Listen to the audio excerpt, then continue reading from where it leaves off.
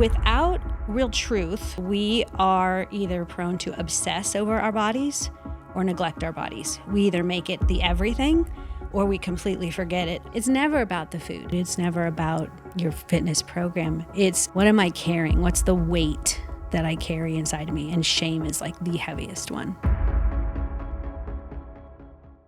Today's guest is Alisa Keeton. From the outside, she looked strong and healthy, but fitness was how she coped with a turbulent upbringing. Over time, the internal strains she carried began to surface, and her faith became the catalyst for deeper healing. That journey ultimately led her to found Relational Wellness, where she helps others pursue wholeness in body, mind, and spirit. Before we dive in, just a quick note. This podcast is for informational purposes only, and it isn't a substitute for medical advice. Always consult a healthcare professional before making any changes to your health routine. This is the Rock Bottom Podcast. Alisa, welcome to the Rock Bottom Podcast. It's so wonderful to have you here with us. I love this. I love sitting down face to face, having a conversation. It's gonna be a good time. Take us back to your rock bottom moment, and for everyone listening at home, the pre-interview gave us a sense of this is going to be a different kind of episode. Yeah, definitely. Well, as far as my health goes, I was very focused on it from an early age, mostly because my mom was very focused on hers because she battled her whole life with her body, with her health. Now, there's a lot of trauma, a lot of story behind it where she was very neglectful of her body. I have a theory, and it's something I feel passionate about, which is why Relational Wellness, the organization, nonprofit I created with the Lord, exists, is because without real truth, we are either prone to obsess over our bodies or neglect our bodies. We either make it the everything or we completely forget about it, and it's like a side project. And that was my mom as a neglector. She was someone who, it was the perfect moment, perfect storm of processed food coming into the industry around the 60s, and she's born in the 40s. And I mean, I was a formula baby. Think about that. I don't know about you guys, but I remember my mom, they were told, formula's better for babies. We're going to put these extra nutrients in. I mean, it sounds good on a commercial. And so, my mom was just, as many women in the 50s, 60s, 70s, and having children, doing the best you could with the environment you had. But she had a lot of aches and pains, a lot of emotional traumas, married to my dad, who was not faithful to her. And so then as a woman, my body's probably a problem. I should probably do something to get his attention. Sure. So I just watched her chase her body as a problem for most of her life. And I watched her feeling like she couldn't hit the target, and then she would succumb to more neglect, just highs, lows, yo-yo dieting, highs, lows, more pounds coming on. Again, trying to soothe the ache. And I remember watching her and being like, I'm not going to do that. I'm going to do something different. But I didn't really know truth either about, what are we really here for, the bigger soul questions. And so I made my body the idol, the object, the obsessive, like I'll control it. I'm not going to let that happen to me. And so then that was at the prime of the 80s. Now, I took my first aerobics class in 1985, everyone. 85, and we called it aerobics back then. And I took it at a tiny little studio, 7th Street, Missouri, here in Rose Lane, 7th Street, Rose Lane. Tiny little studio. This was before big gyms were happening. I'm 14 years old. I'm in a home where I have a mom who's miserable, doesn't love her body, is always feeling not enough, a father that was pretty much not available because of his own brokenness. And I take this aerobics class. I walk in. I'm like the youngest one there with all these moms. It's 1985. I mean, you were 14. All right, I'm 14. Yeah. So it's all moms. Yeah. But a friend of mine whose mom was going to the gym invited me to come, or going to this little studio. So I walk in. It's like brown carpet on the floor. These ceilings, exactly these kinds of, the tile ceilings. And I see all these women in their scrunched hair. There's, remember the thong leotards the leotards with the belt. We used to put belts on leotards. Everybody drinking Crystal Light. Oh, Crystal Light. The scrunchy socks, the aerobic shoe, the Reebok high top. It was the pinnacle of that scene. Ash, can you and give us a little let's get physical? let's get physical, physical. Wait, this might break a copyright rule. Sorry. Oh, that's maybe- right. Not okay. too much. And I walk in, and this lovely, beautiful Black woman walks in. She's the instructor. She claps her hands 3 times. All right, ladies, let's go. And she goes over to the corner, kneels down in front of a crate of albums, albums, pulls out the Blues Brothers album. Oh, yeah. If anyone remembers that movie. Great movie. It's a great movie, good music. And she puts the needle on the record, and away we go. And we spun around in that class for like 30, 40 minutes. And I don't know what happened, but to me, something happened in that environment. Like I realized some power in my body. I realized the connection that was happening. Something bigger than body was going on. My soul was coming alive. And I laid in the cool down position, staring up at the ceiling. I'm 14 years old. Home life is a wreck. You're 14. You're wondering, am I pretty enough? Who am I gonna be? All the questions of teenage years. I'm laying there and I'm staring up at the ceiling, and all of a sudden, a little tear starts to roll down my eye into my ear. I'm like, what is going on? And I had this thought, everything's gonna be all right. And I'm 14. I'm like pretty emo at that point. Like I'm not an optimistic. I've got a busted up home life, and it was just like a thought that came in my head. Everything's gonna be all right. And I think that's what compelled the tear. And then I had a thought. It felt like my thought, but also not. Whatever that woman just did in leading these people, I'm going to learn to do that.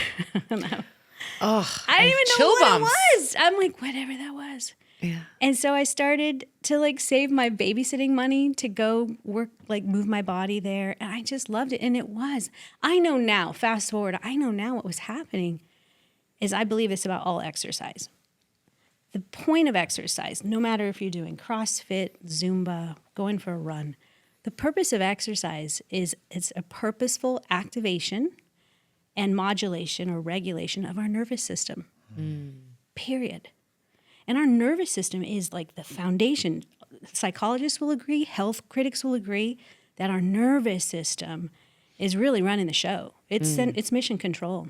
And if we don't feel whole and balanced and peace and food, all these external things are part of it. But internally, if I'm not at peace with me, this is going to be a crazy game.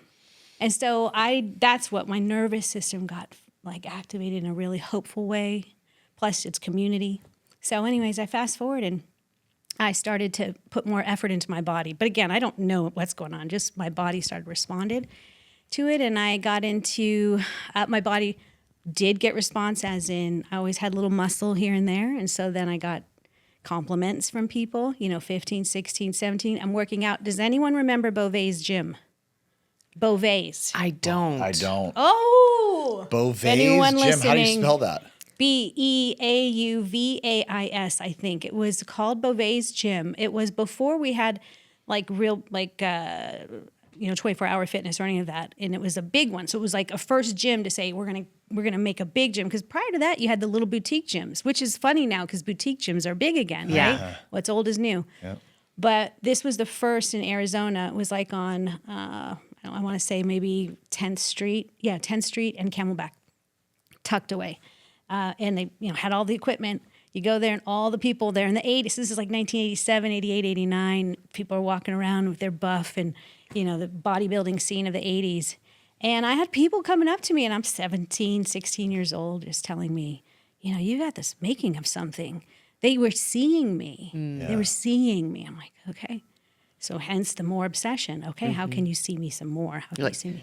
You're like, this is what's special about me. Yes. I'm going to lean more into this. Yeah. And every time you lean more, you got more accolades, you got more attention. And so I really went into that. And and I loved it. I loved going to the gym. I would take classes and do all the things. And it felt like a home away from home. But again, it felt like it was a place that I could regulate my nervous system. I could bring my attention to that place. And What then was I got your home life like during that? not good. Okay. Yeah, but you found a way to counterbalance it. Yeah, I did. And Did you realize subconsciously, or consciously rather, Did you realize consciously that you were using exercise as a way to balance that out? No, You no didn't. idea. No, I thought, honestly, I mean, I'm 15, 16. I thought, I'm just better than you.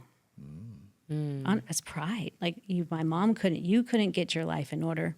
I'm just getting my life in order. Look at me, check the box. I'm not going to end up like you, right? Yeah, I'm not going to end up like you. And plus, in that 80s time, early on, we're just, health and fitness and it still has it in it. Diet culture itself is a gnarly beast. Eating disorders are rising for sure. And we were much more commercialized and how beauty was to look. So I think I was falling more in that. That's where the obsessive nature was getting bigger and bigger for me.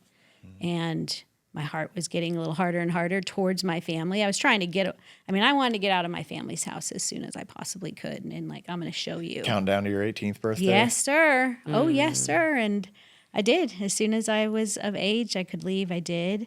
And my parents continued to work in a very dysfunctional marriage. But I was prideful. And I fast forward into my health and fitness career. So now I'm doing it. I'm working at ASU in the rec center as the assistant to the fitness coordinator there. So I'm like living fitness. I'm designing classes. I'm writing manuals. I mean, I'm loving it. And I'm training people. And I mean, I'm doing it. People are coming. And here's what I say about, weight loss. It's not difficult. Follow the rules.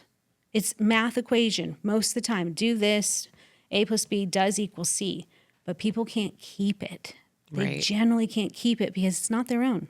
And it's out external control. Again, external stimuli. How do I control my external stimuli? But internally, I feel out of control. And that's where I started to see every client I was helping, they could get good for a little while and then would fall back. Or they couldn't even get going and they would just fall into a pit of shame. Obsess, neglect. So that's where I started to feel like something else is going on here. What is it? Why can't people hold this? Meanwhile, I'm now married, going to figure out, I'm going to have the perfect life. I'll show you. Look how great my life is going to be. And we were almost divorced in year one because internally I wasn't good. Externally, I could work it out. I could eat. I could control.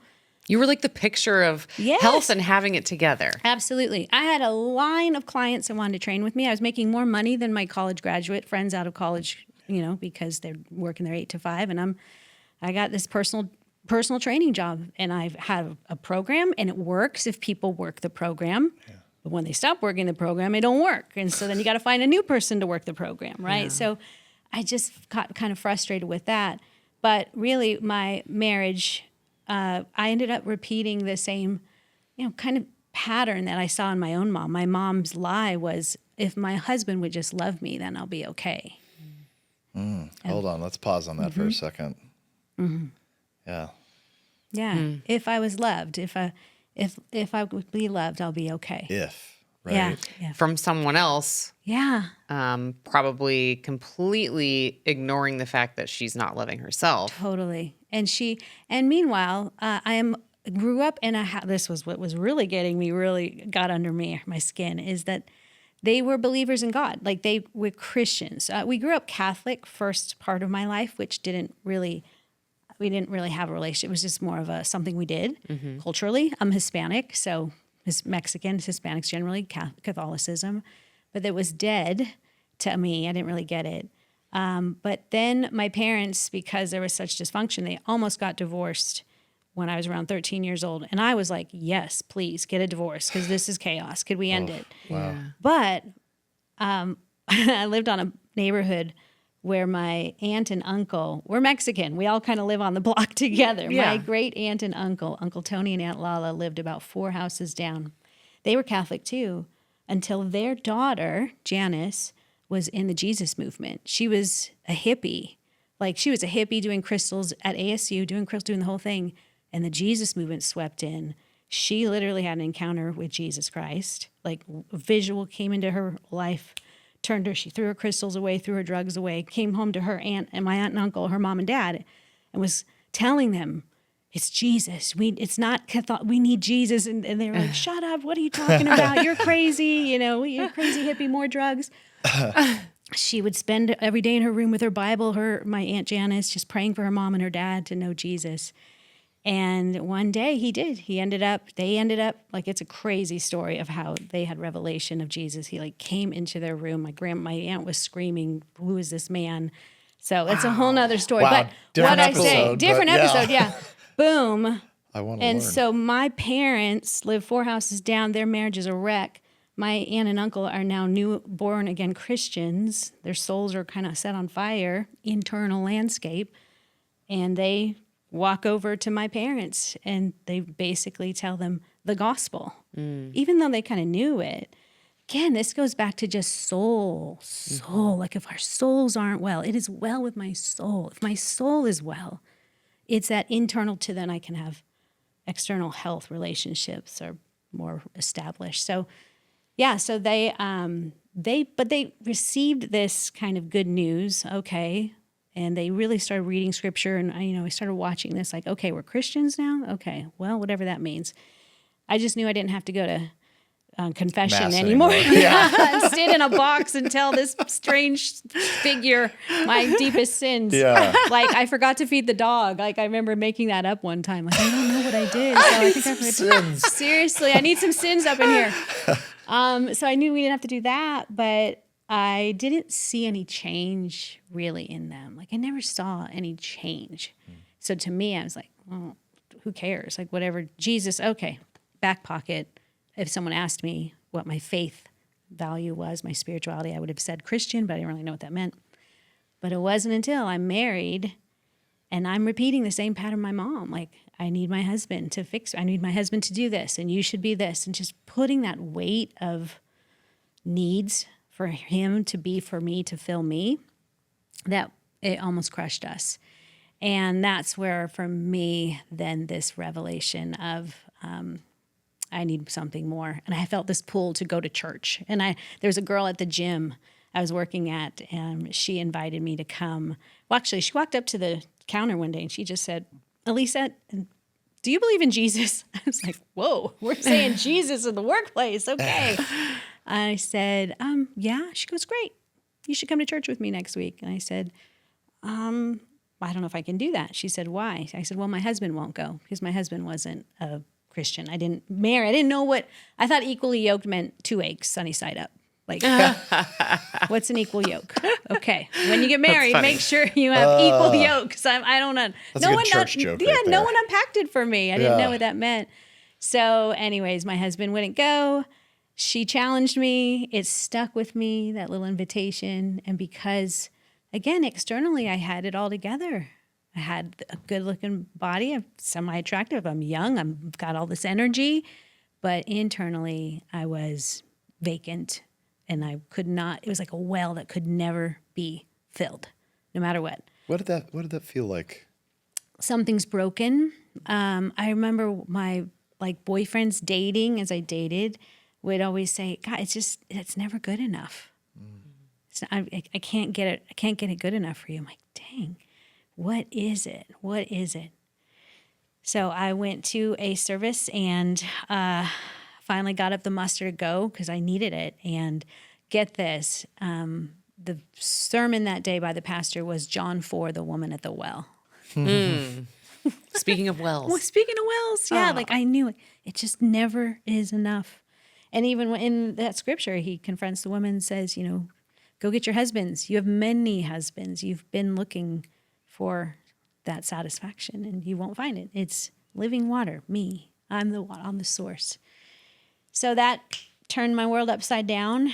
And then I could not see the body the same way anymore. I couldn't see training the same way anymore. I knew this is the thing that without it, we will be prone to obsess over our body or neglect our body.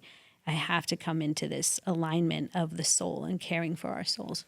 So that's where Revelation Wellness was kind of birthed out of. I started writing things, scriptures. I just started reading. I mean, things were just coming to me. And I remember thinking, I need to write, like, you need to write a book. And I remember, and I knew it was God saying, I want you to write this down. I'm like, I cheated through high school English, God. Like, if you're God, you know. This is my official confession. Yeah, like, and actually, you should know that. Why are you asking me to write? I don't know how to write. So he just kind of kept like this sense, and I need to do this. I need to give a message that's more robust. And so I started writing, and I wrote my first book. I like to say, well, the first part of the first book was basically like 150 pages of a run-on sentence.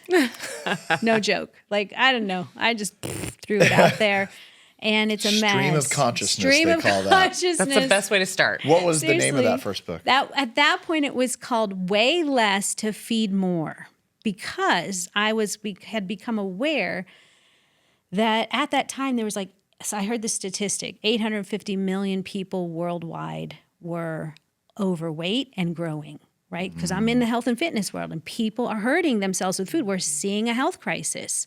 So I want to step into that battle. Okay, 850 people, unhealthy, overweight, getting bigger. It keeps growing. And then the statistic said, but at the same time, 1 billion people in the world are suffering from malnourishment. Like, what? How is that possible? That it can't be about food. Like, if there's so much food here, but not enough food here, what is it? And that's where I wrote some curriculum about there's something deeper going on here, while really addressing the real, like, hey, if we're Christians, if we're believers in this way, truth, and life, what are we doing? Like, what are we doing? Shouldn't we be the healthiest people in the world? Shouldn't we be the most sound of mind people? And so I started challenging that question and coming up with curriculums and ideas around that. So this was during the first year of marriage as well? Or No, this is where probably was that? about year 7, 8 of Year marriage. 7, 8, okay. Yeah, so mid 2000s, 2004, 2005 is when I'm starting About the to time write. we met. We first met about 20 years ago when can't we even were believe it. attending a Bible study at Phoenix Seminary. And we were just reminiscing about Daryl Del Husay. Yes. Such a great man. Yes. The Book of Ecclesiastes. Book of Ecclesiastes. Such good wisdom. That's right. You reached out. We reconnected via Instagram when you saw our Because- episode with Leah Hope. Yeah. Well, and I saw your documentary. Let's be real. You saw Breaking Big Food. That was what really Breaking Big Food, because Leah was in that. Yes. And she had posted it on her Instagram about, hey, you guys, this is out. So I'm like, I got to watch this, not knowing who was behind the documentary. And I'm watching the documentary, and I'm like a minute or two in, I'm like, Patrick, that's Patrick. Wait a minute. And my brain starts turning, and then I start doing all the research. Oh, you're the producer. Like, you created this. So then that's when I reached out to you. Yeah. And then, it was through Leah Hope that made me reconnect us, really. That was amazing. And so you have built an empire. Oh, good Lord. Come on. Well, I don't know if you call it an empire. It's something. It is something. It has been the joy of my life and the weight of my life as well. Well, When I you think really are that's- passionate about something, you know it. You love it, and it can also just some days feel like it's too much. You but- put your whole self into it. Yeah, you do. Yeah. So here's what's crazy, Patrick. Like, there's so much. I'm like, that's so interesting. Full circle moments. I had moved back to Arizona, and I was training a client here named Georgia, I went with her to that Bible study on Wednesdays because she knew Daryl Del Husay. Okay. Georgia Barnett and Tom Barnett, and they're just amazing people. Well, I moved back. She's looking for a trainer, and I'm like, hey, I'll help you out. And so I started training her. We had, real close relationship. And that's always what's fun about being in the health and fitness world. When you work with people and you work with their bodies, you'd be surprised at the things they say, things they tell you. They just feel like they can trust you all of a sudden. Yeah, 'cause but it's co-regulation. My nervous system is here for your nervous system. So, all right, I think, and I'm moving my body because of that. And so she really was a believer in me, and she was the one that gave me the first seed money to start Revelation Wellness. Yeah, and that was Wow. in that Bible study that during that time. What year did you start Revelation Wellness? I started Revelation Wellness in 2000. Well, I started in like 2006, 7. I started writing curriculum. We didn't become a nonprofit until 2011. Yeah. And when you first started going to church with your friend, that was what year? 2000. 2000. And Yeah. that was also kind of the rock bottom when you were like, your Yes. marriage was on the rocks and you're like, 1999 was not a good year. got Prince it. got it wrong. That you was did not party that was like not that my was party 1999. year. No. Take us into some of those. So you start sorry. going to church and you go home and you tell your husband like, hey, I really enjoyed this. I think I'm going to go back next week. Like, how did he receive this? Such a great question, Ashley. Well, again, I married him. He was not anti-religion. He's British. My husband is British. Oh, cool. Keep calm, carry on. Yeah, love like that. so. Hello, but for a second, we're like the beginning of a joke. A British man and a Mexican woman walk into a club, right? Like we're spicy, and I'm hot. He's cold. Spicy and proper. Totally. But we need each other. That's why kind of now I can see, oh God, you're so funny. Because he does balance me out. He's very reasonable, not emotional. And I bring him up a bit with a little bit of charge. But when he saw me going to church, he was like, okay. I could tell he felt the hooks coming out of him. Like I was releasing him as I was going to church. I was I put all my attention in, okay, he's going to save me. He's going to complete me. He's going to, fix this ache inside of me I'm going to focus this devotion towards Jesus, towards this truth that I've discovered. So I think he saw that and was like, okay, good for her. Hey, our marriage is a little bit better. Then he started to get curious because he's a smart man. He's a very, very smart man. And he was interested about it, started asking some questions. I do remember one day, this is always a funny story. I was walking down the hallway going to church, and he stopped me, put his arms on my shoulder, and he looked at me. He said, "You're not going to be a Jesus freak on me, are you?" I looked at him, I go, "Oh no, totally not. Never. Never." And walked off to church, and then he slowly started getting interested. And then one day he asked if he could go to church. I'm like, yeah. And honestly, part of me was like, I don't know if I want you to come because this is like my thing. It's just so, but then I also wanted him to come because I wanted our marriage. Like I knew that's what God wanted, but I also was like scared. Well, you were probably nervous that maybe he would spoil it for you, like with his maybe skepticism or something. Right. And you were like feeling so good in that space. Totally. It's like a little bit of a risk. Well, it's also like it's almost like I hope you like my friend. Like I've met this new friend. I really I want this relationship, and if you don't like it, then what will happen? Right. So anyways, he ended up coming, and then he ended up, the gospel's the gospel. It's alive, and it got him thinking. Next thing you know, we're headed off to Barnes & Noble bookstore.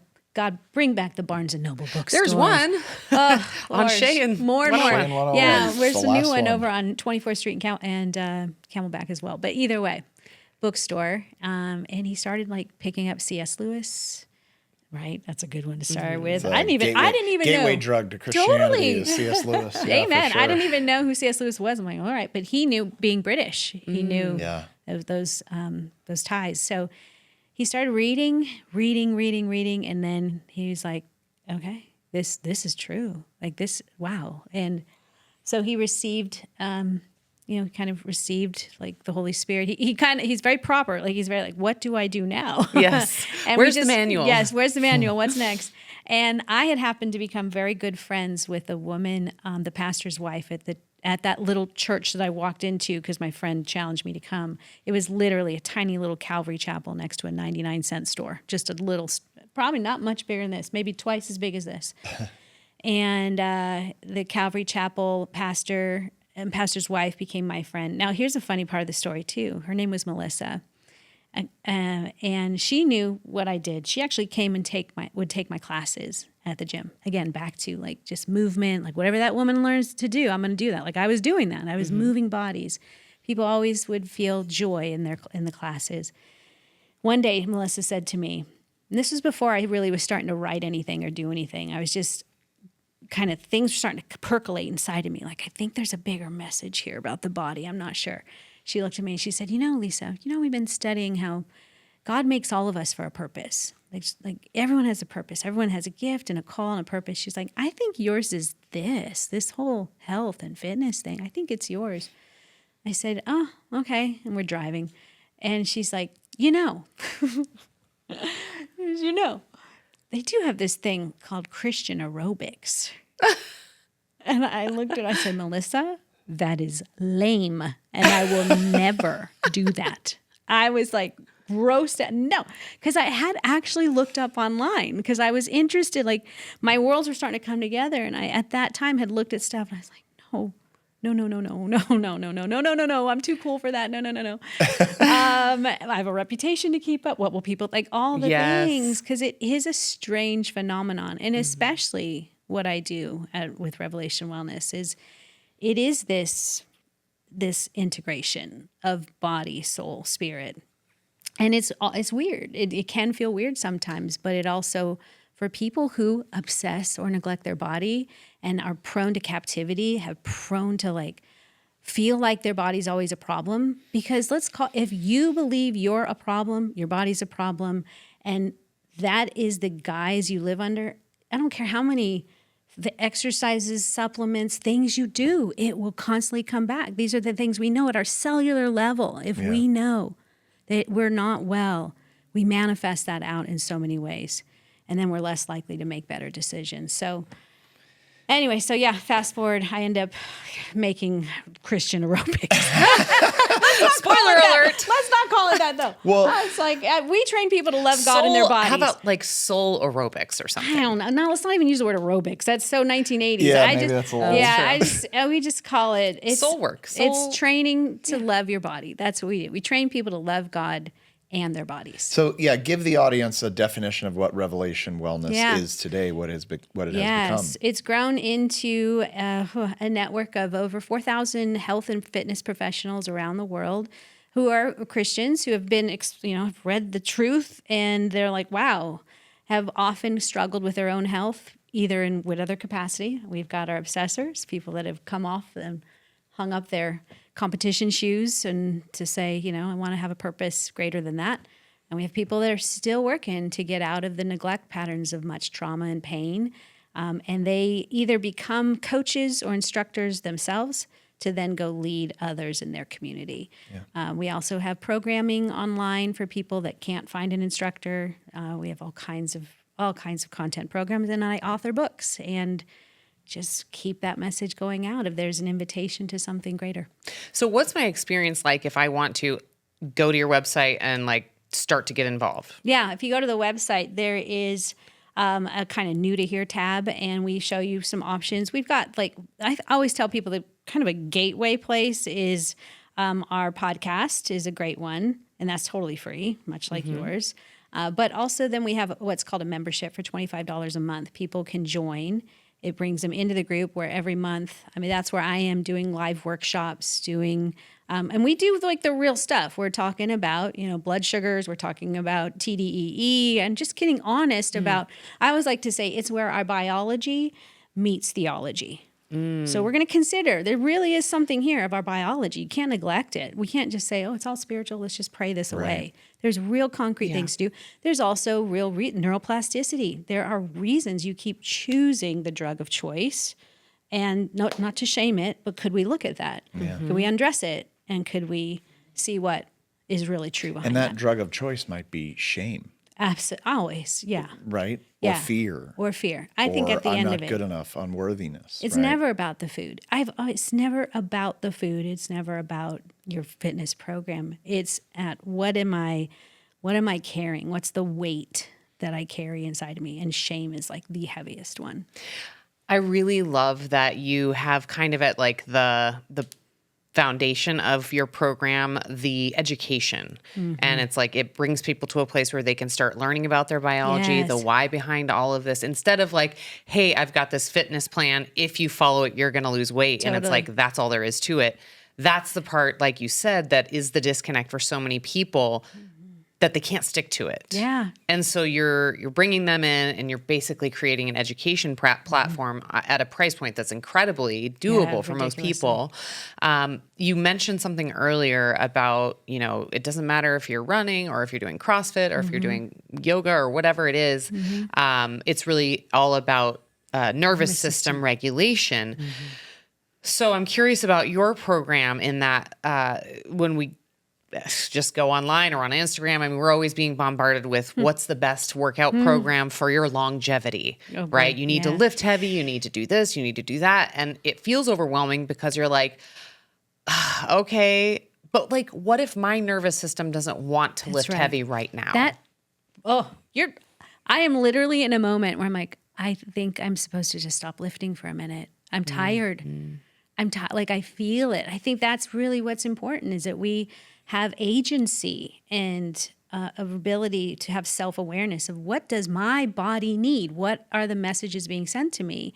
If I go to work out, and I was going through a great season where I was loving weight training, which honestly, I've never really loved weight training. I've always generally been a cardio girl. I love to go for a run or walk. But those started not feeling good. I started noticing pain in my knees. I started noticing some signals, like there's inflammation. It was a lot of inflammation. So I pulled back from that and I went to some strength training. And now I'm like, I'm not feeling that either. So I think, to your point, we do help people to really become their own trainer, like have agency and to listen to that intuition. But no one's really taught people to do that because we've just said, would you just tell me what to do? Yeah. You just push the easy button. And maybe start there too. I mean, that is the benefit of a trainer at the beginning. Yeah. There's so much equipment at the gym. You're nervous. You don't want to feel stupid, etc. So starting with a trainer just to get the body moving, great. But with the eventual goal of like hearing yourself. Yes, absolutely. And that's why with our programming, when you come in, we have what we call the Daily 4. So inside of the RW Plus membership, there's just 4 things we lay out as an invitation for people to do. There is a movement, cardio or strength training. It's designed so that there's 2 days a week of strength training, 2 days a week of cardio, some mobility. So it's just robust. We're not making Olympic athletes at RW, Revelation Wellness. We're just inviting people to live a full life, have a body. We say this a lot. Our bodies are not for vanity. They're for ability, right? It's ability, vanity. Vanity. That's right. It's a chasing after whatever you have today. It's going to leave. And I think the other thing, we're not really good in America with grieving and like loss. We call old people, we were afraid of getting old. We're afraid of being fat because that means we're out of whatever is the model. Less than, right? And that's just the stuff. Here's the thing. I'm so glad what you guys are doing is what you're doing. And like, say it, keep saying it again for people to understand this holistic view of their body and the health and food and the choices we make. But we have not been taught this information for our bodies. We just haven't. We have been thought that our bodies, just are something kind of other, and we just give it something. We just treat it like it's a donkey. Well, we've all been a victim of marketing. Absolutely. From beauty products to food products to diet programs to workout programs to everything. And there is always someone to be paid at the end of all of that. That's why no one teaches us to listen to ourselves, because there's no money in that. Hey! What? Say it again. That's right. No money in that. Can I tell you, I think if I could sell something right now, it would be 2 things. Remember once upon a time, you guys, we walk around with water bottles. Remember back in the 70s, we just drank out of the hose and the sink, and that was water. Someone came up with, we need to sell some water. And now we all buy water. And there's valuable reasons why, because our water system, but still, like, we buy water now. If I could sell silence and solitude. Whoa. You would be a wealthy woman. Wealthy woman, if people wanted it. If they wanted it and they understood the benefits of it. Because all this noise. Well, I think if you asked 100 people if they wanted silence and solitude, there would be a very high number of them that would say yes, but they would also probably say, I don't know how to get that. I'm panicked because my nervous system knows this. That's right. And if I have to interrupt it, then that feels like this. Yeah. Like, oh, no. I'll have to actually hear my thoughts back to, and that's part of what we do in RW, Revelation Wellness and Membership, is we're opposite. So the world will tell you, do this, and just add more to the treadmill and the plate. And like, now we'll try this. And you're still humming at 6 miles per hour. Instead, we're like, hey, we're going to slowly ramp this thing down. I love that so much. Bring it down. And it's not like, not hardcore, but let's pull it back slowly. So you find that inner agency.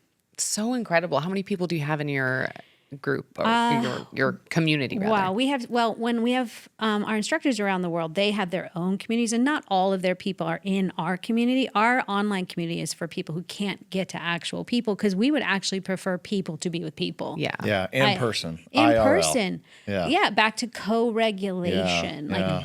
That's why that class brought tears out of my eyes. I did this with other people. I didn't just do it alone in a room. So On Zoom. yeah. So we have probably online about 2,000 members that they don't have instructors, or they do, but and then between those other instructors out there with, anywhere from 10 to 40 people in a room, it's multiplying. It just multiplies. That's beautiful. Are you familiar with Dr. Joe Dispenza? Yes. Okay. Yes. Yeah. I thought you would be. Yes. He comes up on every episode, it seems. No, Patrick Does always he? likes to bring up Joe. Well, Dr. Joe and how he explains the nervous system, the importance of meditation, aka silence and solitude, and nervous system regulation. Ash, what was that, 2 nights ago at home? I felt like you said it in a really good way. I wonder if you could test out that language here. Tell me. Well, I think what it kind of boiled down to in my mind of his brilliant way of kind of explaining a very complex biological scenario is the body follows the mind. Yes. The mind and your thoughts essentially send a cascade of chemicals to your body. Yes. Based on the thought. Yes. So if you are thinking thoughts of fear, anxiety, less than, mostly it comes down to fear, let's face it. Come on. But if you're thinking negative thoughts like that, it basically sends a cascade of cortisol and fight or flight type of adrenaline chemicals. Exactly. So it literally tells your body, we're in trouble here. We're not safe. We're not safe. If you're thinking thoughts of gratitude. If it's constantly doing that, Come on. what can't the body do? Well, yeah, if you're stuck in that zone where it's constantly making these stress hormones, of course, your body has no time to repair, rest and repair, right? That's right. That's right. I wrote my second book, The Body Revelation. That's what we talk about, is the fact, because we get people who say, okay, I know what's right to do. I know what I should do. But dang, I still struggle to do it. And often it's because there's been so much chronic stress in their life. They've lived under fear, something in their life. I mean, just the trauma, capital T, little t. And all of us are living in, the world is noisy, back to just, it's humming all the time between our phones and information and how fast we're moving. We're at a higher pitch than we've ever been. So we have to all check in with our own chronic stress, because that's what he's saying. If your mind is in a state, stuck in a state of you're just cascading cortisol. And cortisol isn't bad. We actually need cortisol to do work, to go to the gym, to do the things. It's the chronic, ongoing state. And when we have chronic stress, it changes the organization and structure of our brain, making it difficult to think, feel, and choose right, period. Yeah. So if we don't stop, exactly what you said with him, we have to stop and think about, it's called metacognition, think about what I'm thinking about. Yes. Then I can change something. Yeah, and it's affecting people's sleep, and you can't even get rest and repair while you're sleeping, That's right. Because you're still stuck in that Still state. stuck. So to take time for yourself in prayer, in silence, in just in a moment of gratitude to get the feeling of the life you want, the feelings you want to feel, that actually releases those chemicals that are saying, hey, we're in a safe place right now. We can actually repair. That's right. All is well. That's Even if right. it's for that just 10 minutes of the day that you can spend, do it. I'm Your body telling at least has those 10 minutes. And then I think once you start small, you can start to prioritize it more because you remember how good that felt. Amen. That's right. There's a part of our brain called the OFC, orbitofrontal cortex. It's in the prefrontal cortex area, which again, if I'm in a state of stress, I don't really operate well at my prefrontal. I'm working from my amygdala. I'm limbic. I'm thinking. I'm having memories. I'm emotionally charged, where my prefrontal wants to like, hey, let's reason. Let's think this through.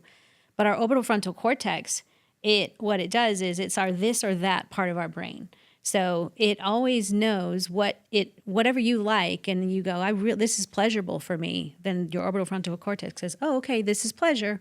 Great, this is what we like to do. So let's say if we like McDonald's, every day or whatever it is, we drive home from work, we really like how that feels, whatever. Okay, well, that's always going to win until something else is presented that kind of offset. But you're going to have to fight to get that. Again, silence, solitude. I'm going to have to pull it over.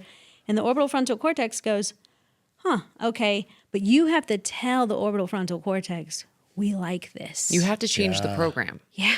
Yeah. We might only like it this much. We really like McDonald's. We like it so much. But that's okay but you got to dress it. You got to give it some weight. Say, but here's what I really liked about that. And you got to really give it some words. Then the next time you're presented with the option, it gets a little more weight and a little more weight and a little more weight. I mean, Anna Lemke wrote about this in her book, Dopamine Nation. Great book. Dopamine Nation, I'm gonna everyone. put that on my list. Help you understand why we keep doing what we don't want to do. But yeah, we can slowly shift those weights, but you can't.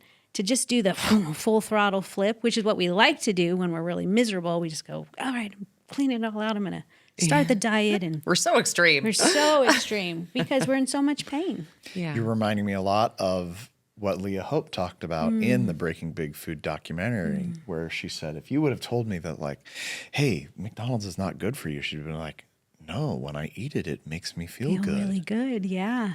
Yeah. Right. But what she learned was it's not necessarily that. It's what you were talking about, the what did you call it? Orbital frontal cortex. Yeah, the OFC Yeah, that was OFC. telling her, Hey. we Dopamine. like this. Well, we like this. Yeah. Yeah. Yeah. And I love, not to dote on Leah for a second, but I don't know if she's. Dote as much as you I want. don't We love love her. Leah. I love her too. I interviewed her as well on our podcast. And when she said that she began her beginning, well, first of all, by flipping the script from I'm going to stop losing weight and start gaining health. Yes. She said, not forget losing weight this year. I'm going to gain health. Yes. Okay, what does a healthy person do? And I remember she said she started with eggs for breakfast. Yeah.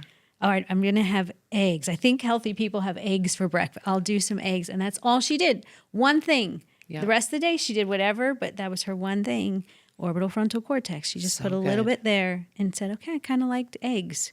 And that's BJ Fogg, Tiny Habits. Love him. You can slowly shift it. Yeah, I think when people feel overwhelmed and they try to do everything all at once is when it's a recipe for failure because we're just not made that way. No, it feels good for the minute. I mean, just it feels like relief. I'm going to stop the tapes in my head, but it doesn't get to the source. Yeah. I have a question on nutritional supplementation. Is that a part of your group at all? Do you recommend anything? No, we don't, because we have so many people and they rep different things. We just kind of keep it to hey, we trust you all. Make sure, we're big on people aren't for profit. Right. There's a whole line of MLMs and things like that where they're you got to sell those products. We're actually trying to help people heal, so people aren't for profit, but believe in what you're saying. You're just educating them on the basics so that they feel empowered to go ahead and make their own choices. 100%. Yeah. Because if we did a swath, it just doesn't work. Everyone's so individual. Yeah. Yeah. What do you feel like was your big takeaway from Breaking Big Food? What did you feel when you watched it? My gosh, I told you, I want a little market that would have all the fresh food, little things in it. It was the fact we're so resourced within our own community. There is actual resource here. We've relied so much on the easy way of big food industry, just making that easy button instead of simplifying down what are the whole perfect foods that are just going to be good for me that I need. It was a really recalibration because I'm a busy lady. I'm busy. I was saying to you, I'm like, I can't always make it to the farmer's market on Saturday. Right.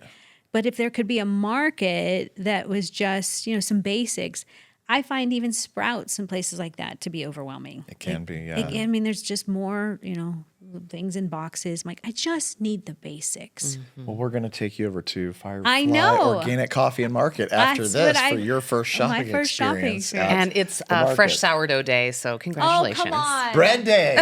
Woohoo! You always a guys good must day. have the best food available to you all the time. We have Now you curated figured- quite a nice food life, but Yeah. it has been slowly, over time, and through making this documentary has really amplified our desire to make even better choices because we've learned so much more along the way. But this journey started a little over 2 years ago for us, and it started slowly. It was like, okay, seed oils are pretty much very Everything. full of inflammation, and they cause a lot of inflammation, and they're in everything. And so I started to look at my hummus, and I was like, wait, I thought this was healthy. This has sunflower oil. Oh, it's so rough. Okay. What about my ready-to-drink protein shake? This has all kinds of weird stuff I can't pronounce, and it has seed oil. What? So then the light bulb started to go on, and I was like, it's not the amount that's in each thing. It's like, oh, but how much seed oil is really in this coffee creamer? There's some in there, but it's like less than 2%. But what if it's in literally everything you're putting in your mouth? All of a sudden, it's the adding up. compound effect. And don't get wild. me started, but we made a whole documentary on the subject, so it's okay. Go watch it. We did get you started. Go watch it. Yes. I would ask you guys, what's been the thing that you've learned that you feel compelled to bring into this space? For me, it is that we as a people are not powerless. Hey. And I feel like the system we're living in wants to make us feel like we are. That's right. But we are not. And so I'm very passionate about helping people realize that. And I think that the documentary did a great job at inspiring through the stories of real people that are doing it themselves, that they can do it, you can do it. Yeah. Yeah. And I think when people hear the word, you're not powerless, sometimes that word feels like, so, big, and that scares them back to, they don't feel, they're not safe. They don't feel safe. We haven't felt safe in our environment and our body, maybe in some time. Well, they might not even feel Maybe worthy never. of having their own power inside of them. Correct. So that feels like scary, but back to what all those stories you share, it's just small little changes of awakening. I'm not going to be a victim of this. I'm not going to sit back and just say, well, that's just the way it is. There is another way. It's almost like it's easier, it's a shortcut to just rely on an expert. But what we can so easily forget is that experts are just humans, just like us, dealing with their own inadequacies and fears and subconscious system, nervous system regulation, all that kind of stuff. It is scary, but also I think the critical moment in anyone's life when they realize that the power is inside of them. Did you see the James Inherent power. Vanderbeek video that just went viral this week? Is it the one where he's like, I'm a dad, I thought I'd be a dad, and now I can't do that anymore? We'll have to link in the show notes. so But good. what he got Beautiful. to of saying, in sort of meditation of I'm at this moment of I can't be a dad. He's dying with cancer, but he realizes I'm worthy of love because I exist. That's right. And it goes back to what you said about right. if my husband loves me, then I'll feel this way. If is the wrong That's word. right. The real word is because you exist, I exist, we exist. Because we exist, we're actually worthy of love right now. Yeah. Yeah, and I think his wrap up of that was, I realized that I am worthy of God's love. Yeah. And if I'm worthy of God's love, I'm worthy of myself, of my own love. Myself. Greatest love commandment, myself, right? Greatest commandment. When Jesus was asked, "What's the greatest?" Right? They had over 600 laws built up. What's the greatest commandment? And I love that he's only asked, "What's the greatest?" but you get two. Love the Lord your God with all your heart, soul, mind, and strength. And that can be hard for people. That's why I understand people. I mean, I didn't want to love God. I saw my parents loving what kind of God? Like, why would I love your God? It's not, you're not loving me well. Like, nothing's changing here. The word God can get so muddled. It gets heavy. But I love then Scripture says we don't fight flesh and blood, but principalities and authorities.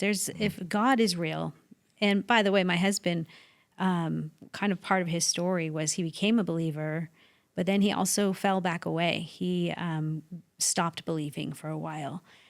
He had a lot of stuff, a lot of doubts. He's a very smart man again. And just with that, the thing that brought him back is he was starting to see the evil in the world. There's like such incredibly wrong evil. It makes no sense when babies are in garbage bags and just the evil that's really there.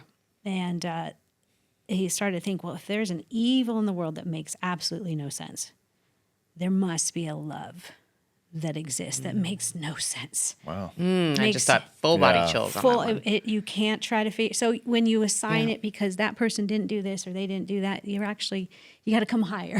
His love is greater. It's the greatest thing. So love the Lord with all your heart, soul, mind, and strength, and love yourself. Love yourself like you love others. So in the love exchange of this beautiful God, you will love others. Yeah. What a beautiful conversation. One of the questions that we ask every guest, it feels less relevant here, but I do want to test it out and see how it goes. Let's go. So on a scale of 1 to 10, with 1 being the lowest and 10 being the highest, at your rock bottom when you were in those moments of despair in your first year of marriage, what was your number? I would say, oh gosh, Patrick, I would say I was like a 1. I mean, I was really devastated. Like I really thought I was going to be divorced and what's wrong with me. And I'm really broken. I'm really, really broken. So, but again, my body looked great. That's why it doesn't matter. Anyone lose weight, you're still going to have to wrestle with who am I at the deepest core of me and where do I find this source of love? And how about these days? What is your number on a scale of 1 to 10 in general? My body is tired more often. But I think God does it on purpose because you get a lot more inner wisdom. But I feel, I'm really a blessed person. Even, isn't it funny? The things that become burdens in life that you call burdens, it's because you've been so blessed. The blessings, the growth, the whatever, hey, I prayed for these things to happen and they come with some problems. Prophet Biggie Smalls was right. The More money, more problems. Like the Uh-huh. more you get growth, that's why God's like, hey, careful what you pray for. You know, you're going to get it. That's To right. whom much is given, much will be required. So, but I would say my soul, oh my gosh, I feel like a 9. I just say a 9 because I want to give myself room to grow. I love that. Yes. Yeah. Got it. There's always room to grow, right? Yeah. For sure. Where can people find you online? You can go to me personally at Alisa Keeton is on I'm on Instagram, Alisa Keeton, but social media. Spelled. Alisa Keeton, 2 E's. Yeah. And then, but at Revelation Wellness, that's where, if you want to get the heartbeat of all this, you want to slowly turn that treadmill down and start to find some inner soul peace. And remember that you are loved and there is a God who made you and has a purpose for you. I'd love to see you at revelationwellness.org. Beautiful. Perfect. Thank you so much, Alisa. This was Thanks. amazing. Thanks. It was such a good time. This episode of the Rock Bottom Podcast is brought to you by Jigsaw Health, a family-owned, Arizona-based nutritional supplement company. Every formula is made with clean ingredients that are third-party tested to ensure that what's on the label is in the bottle and nothing else. Learn more at jigsawhealth.com. Do you have a health horror story? We're always looking for stories that will inspire others, so please use the link in the description to apply to be on our show. Finally, if this episode resonated with you, then please like and subscribe. It really helps others to find our show, and we want to help spread the word. New episodes drop every other Wednesday, so thank you so much for tuning in, and we'll see you on the next show.